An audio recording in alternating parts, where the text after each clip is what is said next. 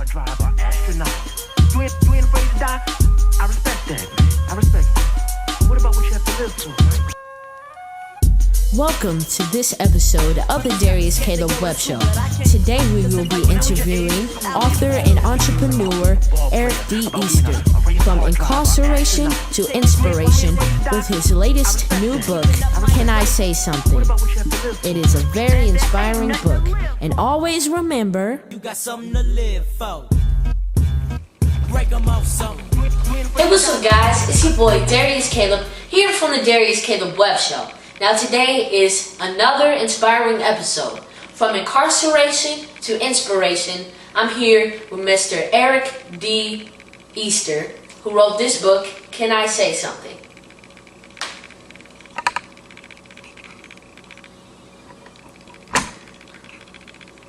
So Mr. Eric, how are you today? Hello, Brother Darius. I want to thank you so much for having me on the show. I feel honored, to be one of your guests. Thank you for letting us have you. So, can you tell our audience your story and what led you to write this book? My story. I was working with washing the gas, going to work every day, and I got an apartment in Southeast DC, and I would notice, young guys.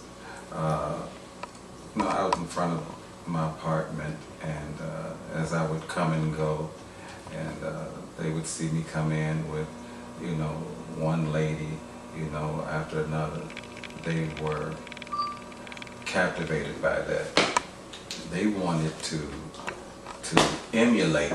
They wanted to emulate what I was doing, coming in, with one lady after another. So they gravitated towards me. They wanted to ride with me if I go to the park, or So I embraced them as if they were my little brothers or something. But and as time went on, I would notice that I didn't see fathers. I didn't see fathers anywhere, and when I didn't see them spending time with fathers, I noticed that, shootings and, drug activity, in the neighborhood, and guys would come up the street and shoot at them, and they felt compelled to, defend themselves, so they went and got guns, and, and then one day, I almost got shot standing there talking to one of them. So, after that, somebody that doesn't have wisdom, would say, well, I need to get a gun to protect myself, because I'm going to get killed. Not knowing that a lot of people get killed with guns, but so, what happened was, I went and got a gun. Now, when I went and got the gun, when I would let them use the gun, if I come home, I would let them use the gun. But one of them shot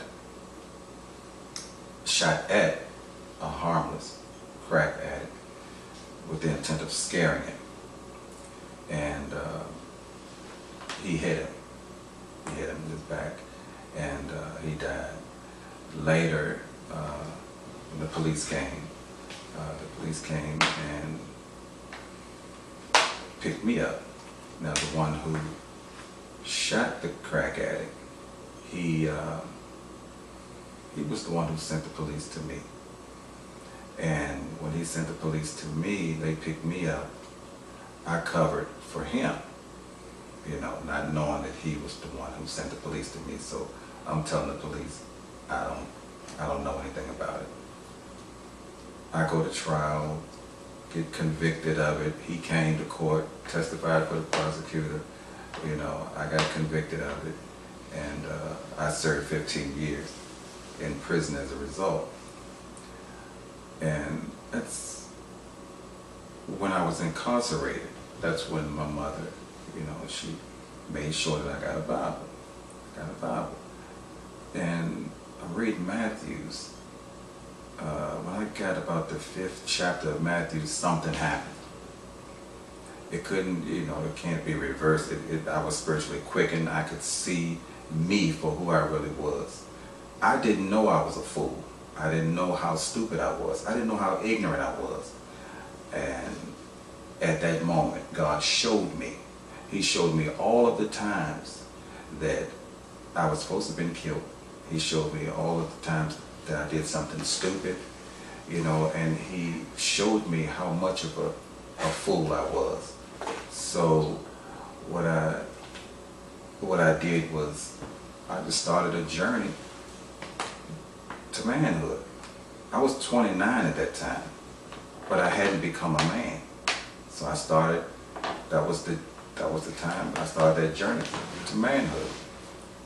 And throughout my incarceration, I would have thoughts, and I would develop. God would share with me so much wisdom, and I would have thoughts of things from His perspective, and it was amazing to know that. I think God knew.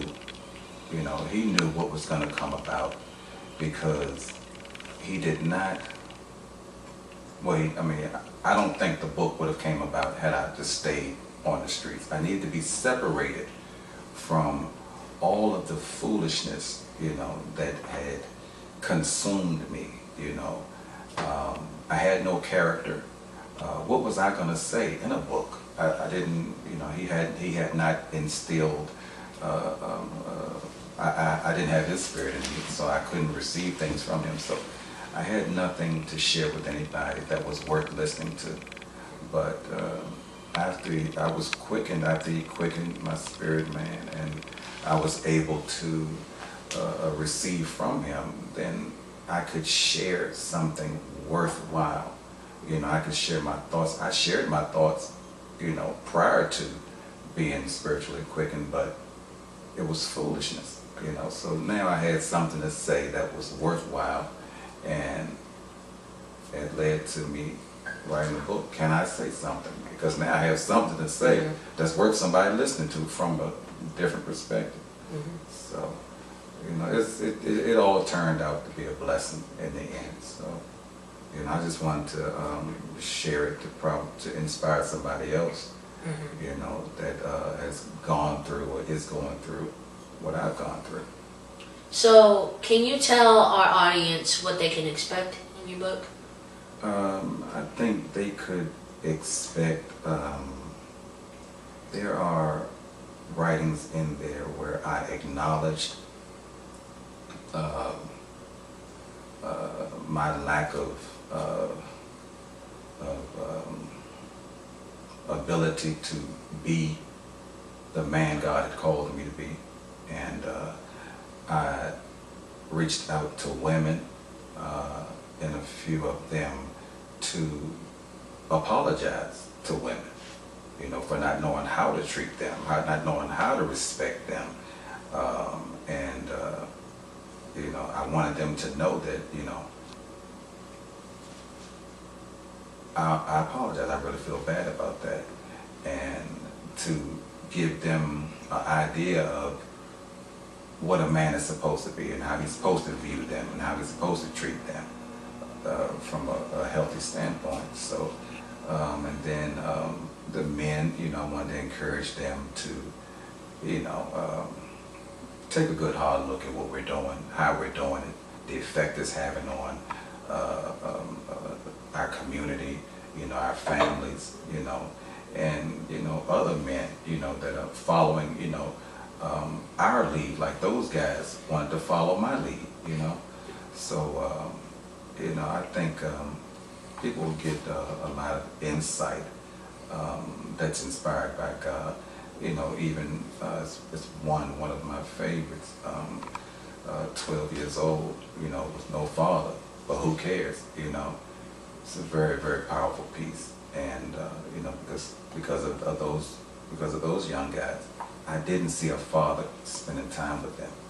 So I just wanted the things that I've seen and things that I've heard, I would just write about them, and I would just share thoughts that I would have, and I think people would be, they'd be positively impacted.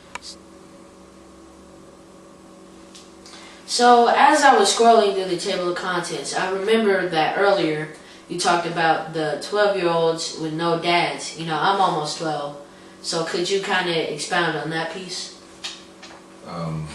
While I was incarcerated, I talked to a lot of other inmates, and a lot of inmates,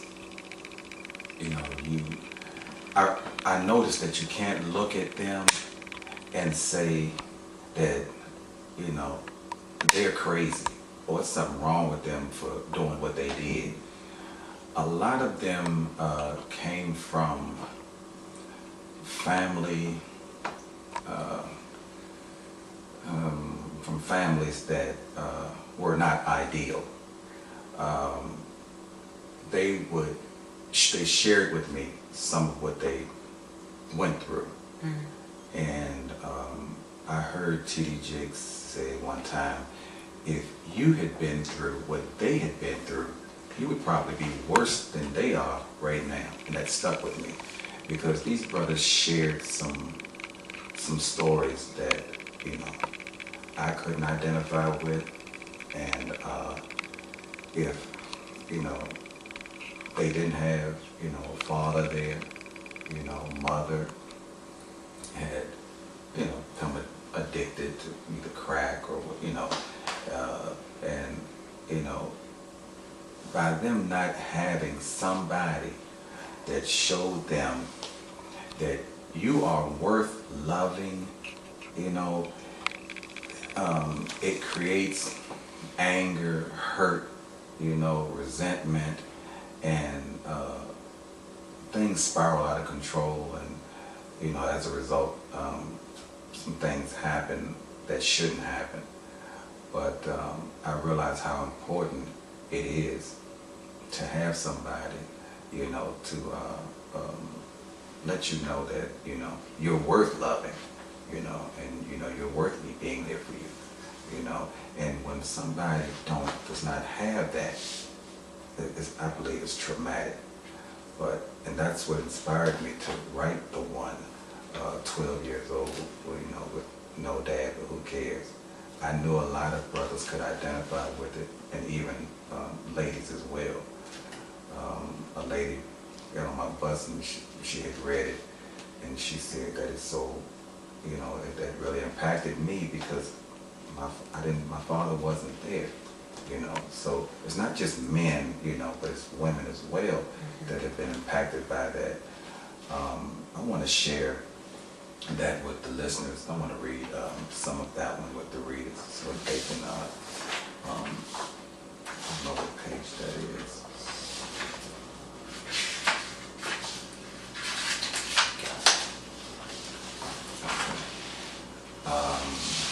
Okay, 12 years old with no dad.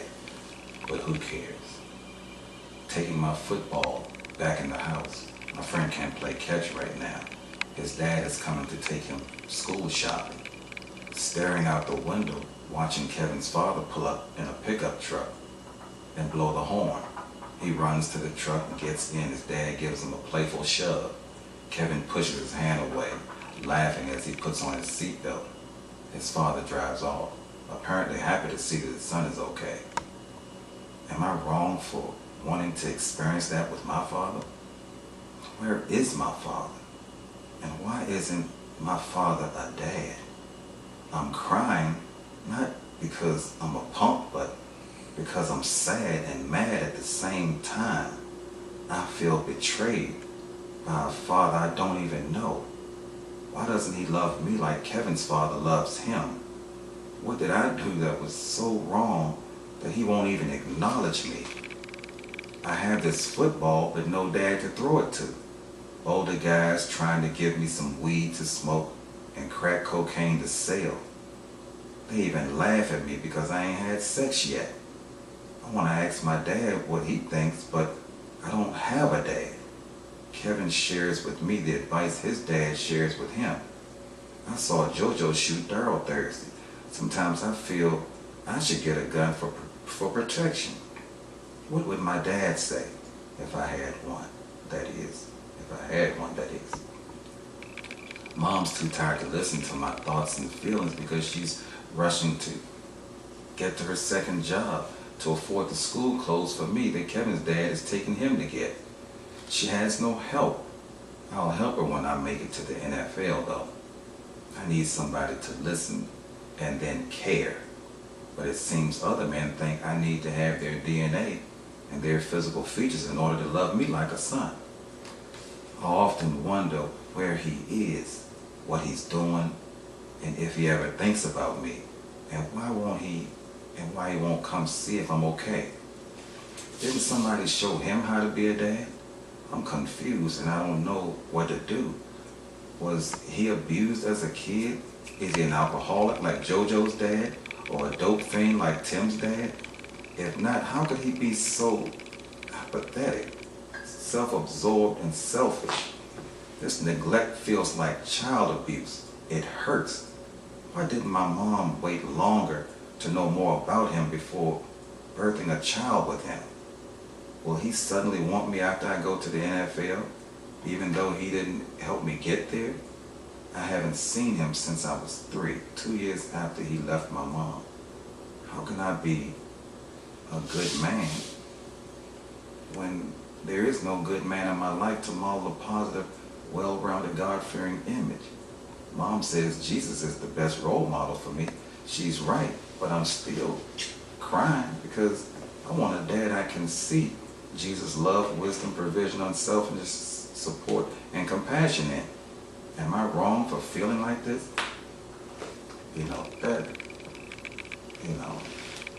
After just listening to a lot of the inmates, that compelled me. I had to write that.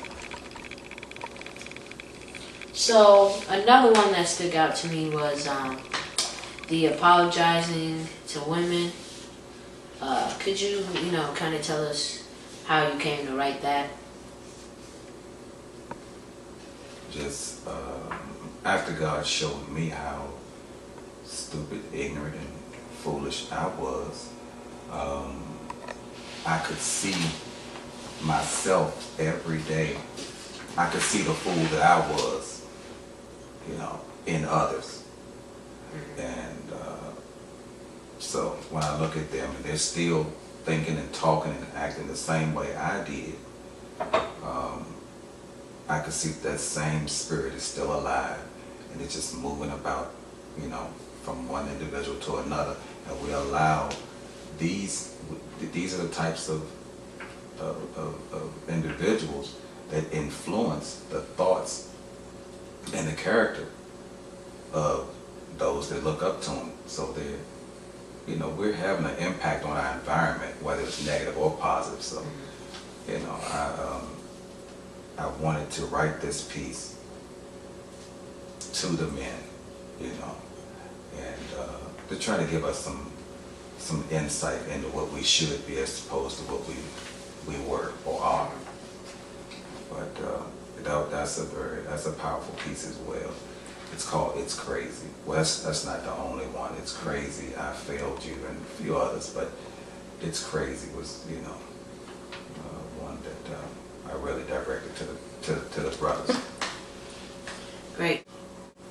This 12-year-olds with no dads piece is, really powerful because, like I said earlier, I'm almost 12 years old and I can't imagine what these kids are going through because I got my dad, my mom, I got brothers, uncles, and all of those people, all of these guys in my life, who love me, who care and all of that. So I can't imagine what these guys are going through and some of the pain and the hurt that they're feeling. And like it said in there, how you sitting there watching this other kid go out shopping with his dad, you know what I mean? So, I can't imagine what they're going through. But you know, what connection from your story do you want people to get in this book?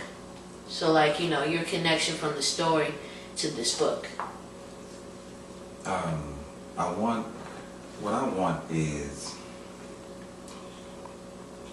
I want the young guys and young-minded guys, because there are men that are 40, 50 that still talk and think the way they did when they were teenagers. I want them to realize that, you know, you have to take into account the end result from the beginning. So, you know, I really want them to weigh everything that you do, what could happen to you and others as a result of what you do. Because it's like they allow them, I mean, they allow their minds to be consumed with music and getting high, and you know, and women and all, you know, but they don't realize that once you allow somebody to influence you to do something,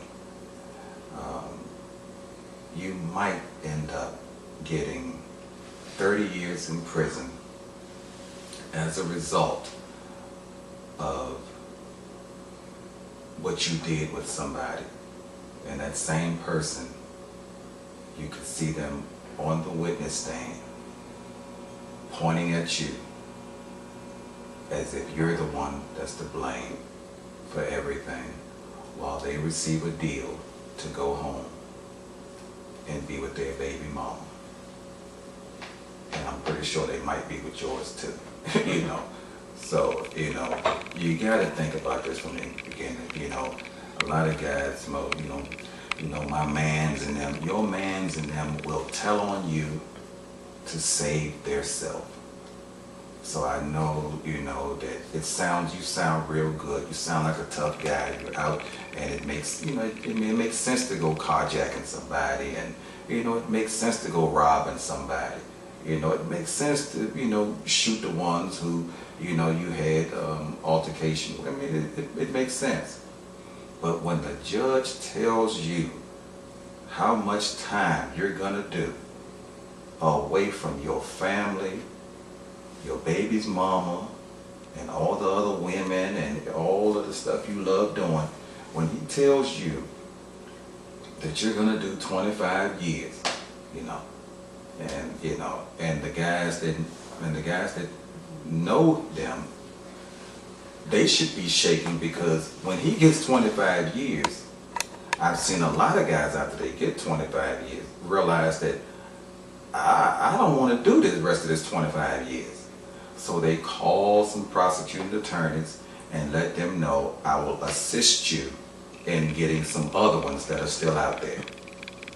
So I basically wanted guys to know that before you go through all that, you can just allow God to let you know what his purpose was for creating you in the beginning, you know. So that's pretty much. That's a great point. That's a great point. So now, can you tell our listeners where they can go and pick up a copy of this book? You can go to my website. You can go to my website. My website is www.authorericeaster.com. And you can get a book there. The book patch, you can also go to the book patch publishing company, and you can pick up a copy at thebookpatch.com. So do you have a Facebook page or maybe Twitter where you post any inspiring quotes throughout the day or anything like that? Yes. My Facebook page is Eric Easter without the D in the middle. Okay. So, and it's the same picture that's on the book. So, all right. you know. Pictures.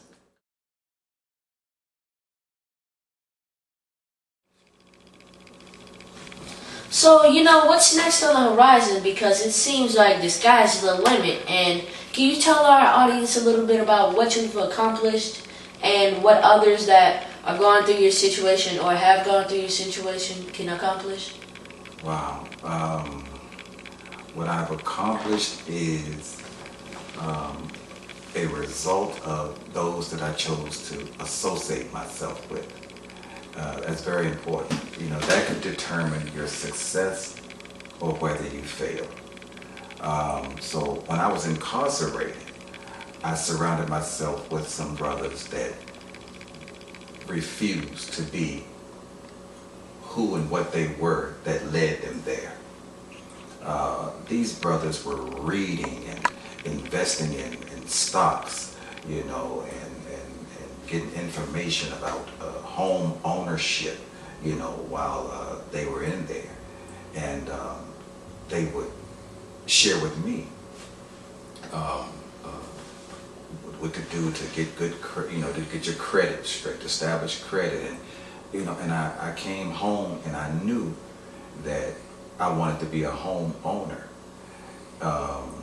And what I did was I took what I learned in there and brought it out here, and within 4 years, I was a homeowner, and that was a big accomplishment. That was a big accomplishment for me. So within 4 years of being released, I was able to pull into my own driveway and put the key in the door to my own house. And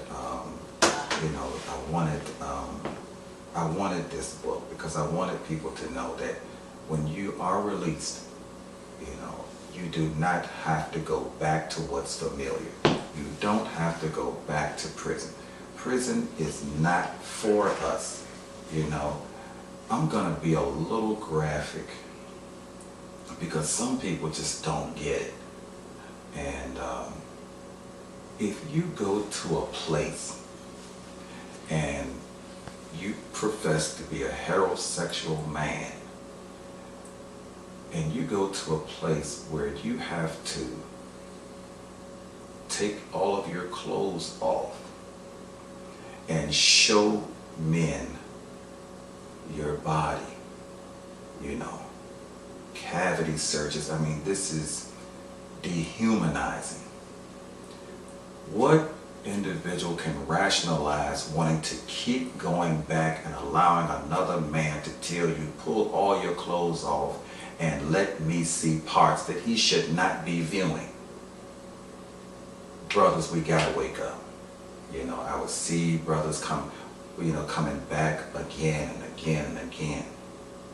And I didn't even get my first chance to go out there. And you're coming back in here so that these men can greet you and tell you, get naked, so I can see you in a way that they shouldn't see you. So I want to be an inspiration to these brothers, let them know you don't have to go back there. There are too many of us that have come out and are being successful. There are too many. You can reach out to us. Guys have gotten on my bus, and I told them, I said, listen to me, I will pay for your CDL. I will pay for your CDL license. A lot of guys, they do not have the support that I had. They don't have the support that I had. So, I can't really say, well, they shouldn't keep going, but because they didn't have the support system I had. What if I didn't have that support system? It's important that we support these brothers when they come home. If you're not going to support them or assist them, don't talk about them. If you're not going to be a part of the solution, you're pretty much going to be a part of the problem. So, I'm proud, but I know that it wasn't me. I know I had God's favor. God has blessed me He has redirected me. There are paths that I wanted to go down. He redirected me without my permission. And as a result, I'm so glad that he did. I gotta say, I don't know what's best for me. He does. And I thank God he was driving. I thank God he was driving, because he drove me away from what I thought was best to what he knew was best. So I'm blessed. I'm blessed to be in a position where I would acknowledge God and to be grateful for all that he's done. And a lot of us have blessings, but we really do need to know where those blessings come from. And this is a very good point, because what you guys don't know out there, we're family. So all of this is not only inspiring to you guys, but also to all of us, each other, all the circle of me, him, the younger cousins that are coming up, my older cousins, and all that. This is really very inspiring. You guys need to get this book. And remember, you can go to his Facebook page, Eric Easter, right here. It's right here on the book. Just don't add the D in the middle. It's just Eric Easter on his Facebook. And well, Mr. Eric, thank you for being on this episode of the Darius Kaleb Web Show. Thank you for having me. This was very inspiring. Now I get to share this information with my friends and make sure that while we're growing up and, while we're all around each other, we don't have to become what society thinks of us, you know what I mean? And all these, people out here, going to jail and all this, we don't have to be a part of that. That's what I'm going to tell my friends, and hopefully they'll spread the word to their friends that I don't know, and hopefully, my generation, and at least the people that I'm growing up with, will, know right from wrong. That's right. We'll know what, where we should be going, what we should be doing. So I just wanted to say thank you for being on this episode of the Darius Kaleb Web Show. Proud of you, man. Thank you. Alright guys, so I thought I, would give you some tips for what I learned today from Mr. Eric. So here are some tips that I came out with. So the first tip is to, stay positive. Second tip, surround yourself with the right people. People who are doing right things, who have their mind focused on what should, be done and what we should do that is right. Third is to stay focused on whatever your goal in life is. Fourth, trust in God, and then the fifth is everything will fall right in place. So make sure you get a copy of this book. Thank you for tuning in to this episode of the Darius Kaleb Web Show. Now you can, follow Mr. Eric Easter on Facebook. All you gotta do is search up Eric Easter. You don't have to put the D in the middle, just Eric Easter. And while you're at it, go ahead and look me up on Facebook, Instagram, and Twitter. And all you gotta do is search up Darius Kaleb. Thank you for tuning in to this inspiring episode of the Darius Kaleb Web Show. And stay tuned for the next one. Peace.